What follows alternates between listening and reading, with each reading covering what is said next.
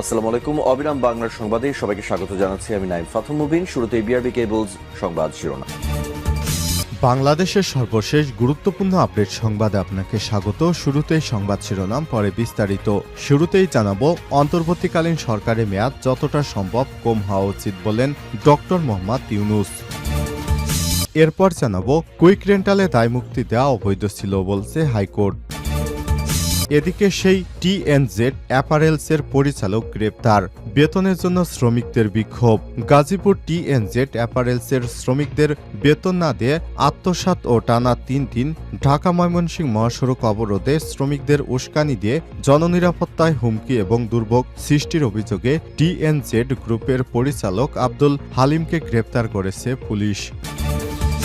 জানাবো, গাজীপুরে পোশাক কারখানায় আগুন। গাজীপুরের টঙ্গীতে জাবের অ্যান্ড জোবায়ের পোশাক কারখানায় আগুন লাগার ঘটনা ঘটে। ফায়ার সার্ভিসের 2টি ইউনিটের প্রচেষ্টায় আগুন নিয়ন্ত্রণে আসে, এতে কোনো হতাহতের ঘটনা ঘটেনি। এবারে জানাবো, সিন্ডিকেট ভেঙে পুনর্গঠনের দাবি ঢাকা বিশ্ববিদ্যালয় শিবির সভাপতির। এবার ঢাকা বিশ্ববিদ্যালয়ের সর্বোচ্চ নীতি নির্ধারণী ফোরাম সিন্ডিকেট ভেঙে দিয়ে তা পুনর্গঠনের দাবি জানালো বাংলাদেশ ইসলামী ছাত্র শিবির ঢাকা বিশ্ববিদ্যালয় শাখার সভাপতি আবু সাদিক কায়েম।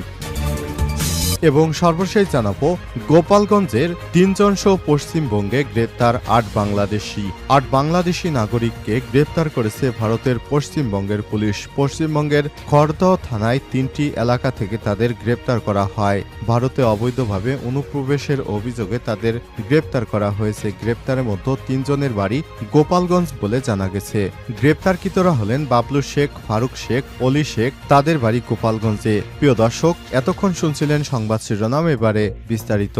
তবে তার আগে বন্ধুরা, অনুরোধ থাকবে সংবাদটিতে একটি লাইক দিন। এই চ্যানেলে আপনি নতুন হয়ে থাকলে আমাদের সংবাদটি দেখতে দেখতে চ্যানেলটি সাবস্ক্রাইব করে রাখুন। কমেন্ট করে বন্ধুরা আপনার মূল্যবান মতামত জানিয়ে দিন আপনি বিশ্বের কোন দেশ থেকে বা বাংলাদেশের কোন স্থান থেকে আমাদের সংবাদটি দেখছেন এবং শুনছেন।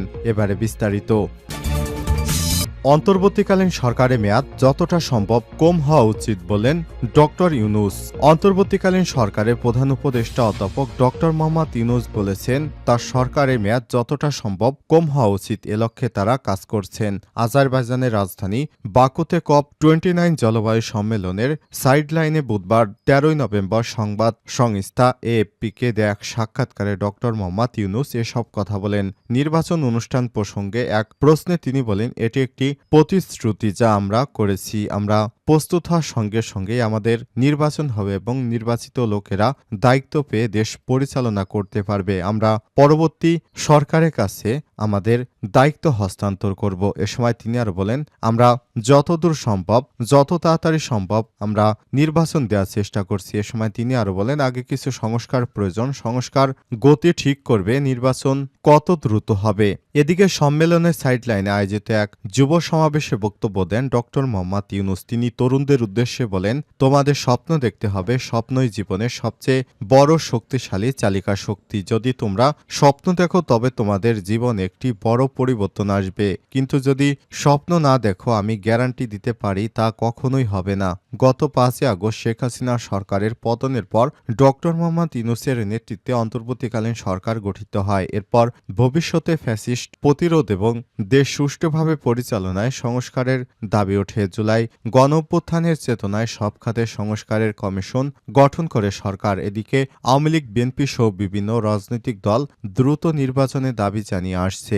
এ দাবিতে বিভিন্ন সময়ে অন্তর্বর্তীকালীন সরকারের দায়িত্বশীল বক্তব্য দিয়ে আসছেন। তারা বলছে, সংস্কার শেষ হলে নির্বাচন অনুষ্ঠিত হবে। সংস্কারের গতির উপর নির্ভর করবে কখন ভোট গ্রহণ সম্ভব হবে। কুইক রেন্টালে দায়মুক্তি দেয়া অবৈধ ছিল, হাইকোর্ট। কুইক রেন্টাল সংক্রান্ত বিদ্যুৎ ও জ্বালানির দ্রুত সরবরাহ বৃদ্ধি বিশেষ বিধান আইন 2010-এর 9 ধারায় দায়মুক্তির বিধান অবৈধ ছিল। বৃহস্পতিবার বিচারপতি ফারা মাহবুব ও বিচারপতি দেবাশিস রায়চৌধুরী হাইকোর্ট বেঞ্চ এ রায় দেয়। কুইক রেন্টাল সংক্রান্ত বিদ্যুৎ জ্বালানি দ্রুত সরবরাহ বৃদ্ধি বিশেষ আইন 2010-এর 9 ধারায় দায়মুক্তি কেন অবৈধ এবং অসাংবিধানিক ঘোষণা করা হবে না তা জানতে চেয়ে রুলের শুনানি শেষে গত 7ই নভেম্বর বৃহস্পতিবার রায়ের দিন ধার্য করে হাইকোর্ট আদালতে রিটের শুনানি করেন ডক্টর শাহদিন মালিক। সঙ্গে ছিলেন ব্যারিস্টার সিনথিয়া ফরিদ। বিদ্যুৎ ও জ্বালানি দ্রুত সরবরাহ বৃদ্ধি বিশেষ আইন 2010 এর 9/6 ধারা অনুযায়ী কুইক রেন্টাল বিদ্যুৎ কেন্দ্রের কোনো কার্যক্রম নিয়ে প্রশ্ন তুলে আইনগত ব্যবস্থা নেওয়ার জন্য আদালতে আবেদন বা মামলা করা যাবে না। এই ধারা দুটি চ্যালেঞ্জ করে দায়ের করা রিটের উপর প্রাথমিক শুনানি শেষে গত 2 সেপ্টেম্বর বিচারপতি ফারা মাহবুব ও বিচারপতি এ.কে.এম. রবিউল হাসানের হাইকোর্ট বেঞ্চ সোমবার রুল জারি করে। এই রুলের উপর চূড়ান্ত শুনানি করে আজ হাইকোর্ট রায় দেন। রিটে বলা হয়েছে, রেন্টাল ও কুইক রেন্টাল বিদ্যুৎ কেন্দ্রগুলোতে অস্বাভাবিক খরচ আর অনিয়মের কারণেই বারবার বিদ্যুতের দাম বাড়তে বাধ্য করেছে সরকার। অথচ এই অনিয়মকে বৈধতা দেওয়ার জন্য আইন করা হয়েছে। ভবিষ্যতে এসব অনিয়মের কোনো বিচারও চাওয়া যাবে না। এটা জনস্বার্থ বিরোধী এবং সংবিধানের সঙ্গে সাংঘর্ষিক। রুল জারির পর ডক্টর শাহদিন মালিক সাংবাদিকদের জানান, বিদ্যুৎ ও জ্বালানি দ্রুত সরবরাহ বৃদ্ধি বিশেষ বিধান আইন 2010 সাধারণত কুইক রেন্টাল আইন নামে পরিচিত। আইনটির 6 এর 2 উপধারা 9 নম্বর ধারার সাংবিধানিক বৈধতা চ্যালেঞ্জ করেছি। 6 এর ধারায় বলা হয়েছে, জ্বালানি মন্ত্রী তার একক বিবেচনায় কোনো একক ব্যক্তি বা কোম্পানির সঙ্গে আলাপ আলোচনা করে তার সঙ্গে বিদ্যুৎ উৎপাদনের চুক্তি স্বাক্ষর করতে পারবেন। এখানে মন্ত্রীর একক বিবেচনায় যাকে ইচ্ছে যত টাকার ইচ্ছে চুক্তি করার ক্ষমতা দেওয়া হয়েছে। যার আইনটি 9 নম্বর ধারায় বলা আছে, কাকে চুক্তি দেওয়া হয়েছে, কত টাকার চুক্তি দেওয়া হচ্ছে, সব ব্যাপারে প্রশ্ন তুলে আদালতে শরণাপন্ন হওয়া যাবে না। দুটি ধারাই সংবিধানের লঙ্ঘন বলে উল্লেখ করেন এই আইনজীবী। ফলে বিগত সরকার আমলে কুইক রেন্টালের পাওয়ার প্লান্টের নামে রাষ্ট্রের হাজার হাজার কোটি টাকা নষ্ট হয়েছে। সেই টিএনজেড অ্যাপারেলসের পরিচালক গ্রেপ্তার। গাজীপুরের টিএনজেড অ্যাপারেলস শ্রমিকদের বেতন না দিয়ে অর্থ আত্মসাৎ ও টানা 3 দিন ঢাকা ময়মনসিংহ মহাসড়ক অবরোধ, শ্রমিকদের উস্কানি দিয়ে জননিরাপত্তায় হুমকি ও দুর্ভোগ সৃষ্টির অভিযোগে টিএনজেড গ্রুপের পরিচালক আব্দুল হালিমকে গ্রেপ্তার করেছে পুলিশ। বুধবার 13 নভেম্বর বিকেলে তাকে আদালতের মাধ্যমে কারাগারে পাঠানো হয়েছে। গ্রেপ্তার মোহাম্মদ আব্দুল হালিম 48, চট্টগ্রামের হালিশহর এলাকায় মৃত আব্দুস সাত্তারের ছেলে। গাজীপুর মহানগর পুলিশের উপপুলিশ কমিশনার অপরাধ উত্তর নাজির আহমেদ বিষয়টি নিশ্চিত করেছেন।